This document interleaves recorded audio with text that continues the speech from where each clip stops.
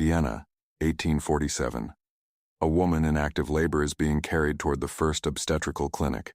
The clinic is part of the Allgemeines Krankenhaus. She is begging the porters to take her anywhere else, not the hallway, not the courtyard, anywhere but that ward. Women in this city had figured out something. The doctors running that clinic refused to say it out loud. Walking through those doors gave you a real chance of dying. That chance came within days of giving birth, not from the birth itself, from a fever that showed up 2 or 3 days later. It turned your abdomen rigid and killed you in agony. Your newborn lay in the next room while it happened. Doctors called it childbed fever. In 1847, it was one of the leading causes of maternal death. That was true across all of Europe. But here is the detail that should stop you cold. The hospital had 2 maternity clinics, right next to each other. They admitted patients on alternating days. The first clinic was staffed and run by physicians and medical students. The second clinic was staffed by midwives. And the maternal death rate in the doctor's clinic was, in some months, nearly 10 times higher. That was compared to the midwives' clinic. Women timed their contractions to avoid the first clinic's admission days. Some gave birth in the street rather than risk being assigned a bed there.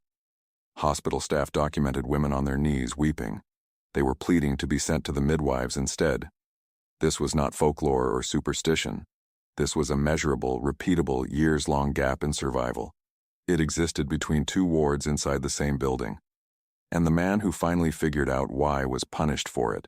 He was punished so thoroughly that he never lived to see himself proven right. His name was Ignaz Semmelweis, a Hungarian physician. He was born in 1818 in the Taban district of Buda. In 1846, he took a position as assistant in that very first clinic. He inherited the mortality gap along with the job. Unlike most of his colleagues, he could not let it go. He started ruling things out one by one. That was the way a methodical researcher works. Almost nobody around him was doing the same. Overcrowding was the first suspect, except the second clinic was actually more crowded and had far fewer deaths. Diet was floated as a cause. Semmelweis checked, and the 2 clinics were fed the same food. Rough handling during delivery came up too. Medical students were sometimes clumsy with instruments compared to experienced midwives. But adjusting technique changed nothing. There was even a theory involving a priest. A chaplain would walk through the first clinic ringing a bell. He was on his way to administer last rites to dying patients. Some doctors genuinely proposed that the sight of the bell was frightening women into fatal shock. Semmelweis had the priest take a silent, bell-free route through a back corridor instead. The death rate did not move. By early 1847, he had eliminated nearly every explanation his colleagues offered him. He still had no answer. Then, in March of that year, a colleague named Jakob Kolechka died. Kolechka was a professor of forensic medicine. He had been accidentally cut on the finger by a student's scalpel while performing an autopsy. The wound seemed minor. Within days, Kolechka was dead. The pattern of his illness looked disturbingly familiar to Semmelweis. Fever, inflammation, a rapid decline. It mirrored exactly what he watched happen to mothers in his own ward, week after week. When Semmelweis reviewed the autopsy findings on Kolechka's body, he found the same pathological changes. He had seen those same changes in the bodies of women who died of childbed fever. And that was the moment the entire mystery clicked into place for him. If you are picturing him standing at that autopsy table, is exactly as still as you would expect. One hand rests near his cracked monocle, not adjusting it yet. He holds the position for a beat too long before the idea lands. The doctors and medical students at the first clinic performed autopsies every morning as part of their training. Often it was on women who had died the night before from childbed fever. Then they walked directly to the maternity ward and examined living patients. Sometimes this was without washing their hands at all. Sometimes it was with only a cursory rinse. The midwives at the second clinic never touched a corpse. They never set foot in the autopsy room. Semmelweis concluded that the medical students were carrying what he called cadaverous particles on their hands. Those particles went from the dissection table straight into the birth canal of a healthy woman in labor. He did not have germ theory to explain the mechanism. Louis Pasteur's work on microorganisms was still more than a decade away, but he had the pattern, and the pattern was undeniable to anyone willing to look at it honestly. In May of 1847, Semmelweis instituted a mandatory policy in the first clinic. Every physician and student had to wash their hands in a chlorinated lime solution before examining a patient. It was a strong enough disinfectant to strip the smell of decay from skin. The results were immediate and almost unbelievable. The mortality rate in the first clinic had been running as high as 18% in some months that spring. It dropped to under 2% within the year. That put it in line with the midwives' clinic for the first time since anyone had been keeping records. This is where you would expect the story to end. Semmelweis celebrated. The policy adopted hospital-wide. Childbed fever quietly solved a full generation before germ theory formally arrived. That is not what happened. His supervisor at the clinic, Johann Klein, was deeply unimpressed. A junior assistant was implying that senior physicians' unwashed hands had been killing patients for years. Semmelweis had no polished theoretical explanation. He had no visible microbe under a microscope. He had nothing but a correlation between a policy change and a death rate. In the medical culture of 1840s Vienna, that was treated as suspiciously thin evidence. It was exactly the kind of evidence it actually was. Colleagues resisted the hand-washing requirement because it was tedious. It implied their own hands had been the weapon. Accepting Semmelweis's conclusion meant accepting that respected physicians had unknowingly been agents of death for their patients. Doc has an opinion about this part, and it is not a subtle one. A single unimpressed stare holds for a long 2 seconds. The narration lays out just how flimsy the pushback actually was. When Semmelweis's contract came up for renewal in 1849, Klein did not renew it. He was pushed out of the very clinic where he had cut its maternal death rate by nearly 90%.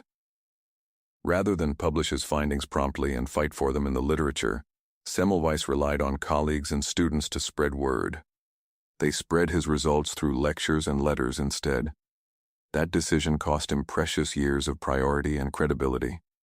Rumors and second-hand summaries of his theory circulated without his own careful data attached. He left Vienna and returned to Hungary. He took a position at Rokas Hospital in Pest in 1851. He later became professor of theoretical and practical midwifery at the University of Pest in 1855. At Rokas, he implemented the same chlorinated lime hand-washing protocol. The maternal death rate there fell just as dramatically as it had in Vienna.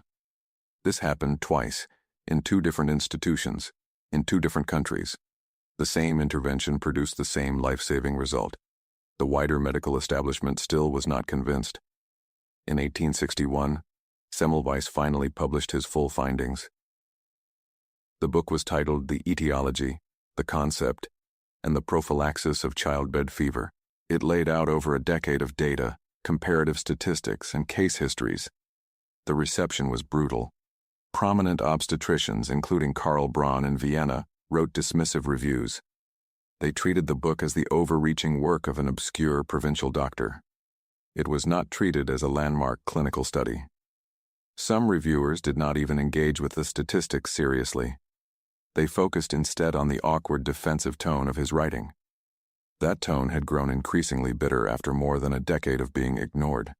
Semmelweis began sending open letters directly to leading European obstetricians. He accused them by name of being irresponsible for continuing to ignore his findings. In one letter, he called a colleague a murderer for refusing to adopt hand-washing. His behavior grew erratic through the mid-1860s. It was marked by mood swings, outbursts, and a level of professional isolation that would break most people. Historians still debate how much of this was psychological decline. They debate how much was the natural result of watching preventable deaths continue year after year. The people who could stop them chose not to. In July of 1865, colleagues arranged to have him committed to an asylum in Vienna. This was reportedly under the pretense of visiting a new medical institute. He realized what was happening and tried to leave. Guards restrained him. During the struggle, he sustained a wound, most likely to his hand, that went untreated and became infected. 14 days later, on August 13, 1865, Ignaz Semmelweis died at age 47. He died from sepsis. It was essentially the same category of infection he had spent his entire career trying to stop other people from dying of. He never saw his theory accepted in his lifetime. Doc does not move for this part. No monocle adjustment, no head tilt, just held stillness through the whole asylum sequence. There is not a joke in it, and the script is not going to pretend there is. Here is the part of the story that actually resolves the injustice, even though it arrived too late for the man at the center of it. Within 2 decades of Semmelweis's death, Louis Pasteur's work on microorganisms gave the medical world the germ theory of disease. It provided the exact mechanism Semmelweis had been missing. Joseph Lister, working independently in Britain, applied antiseptic principles to surgery starting in 1867. He used carbolic acid instead of chlorinated lime. He slashed surgical infection rates using essentially the same logic Semmelweis had proven with a wash basin 2 decades earlier. Once doctors could see bacteria under a microscope, they understood how disease spread from surface to surface.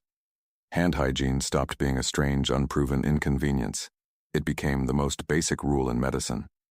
Hand washing before touching a patient, now mandated by law in hospitals everywhere, exists in its modern form because one doctor in Vienna refused to accept an unexplained pattern of death as normal. His name eventually became attached to a phenomenon psychologists still study, the Semmelweis reflex. It describes the tendency of people and institutions to reject new evidence outright, simply because it contradicts existing beliefs. This happens regardless of how strong that evidence is. Today, he is honored as the father of infection control. The Semmelweis University in Budapest carries his name. None of that credit reached him while he was alive to use it. The doctors who mocked him got to keep their careers. He got 14 days in an asylum and an infected wound. That wound finished the job. Childbed fever never got the chance to. If this story made you angry, that is the correct response. It is worth remembering the next time a hospital worker washes their hands in front of you. That habit has a body count attached to the century it took to become routine. Subscribe if you want more of medical history's buried wins and unpaid debts. Keep ingesting education.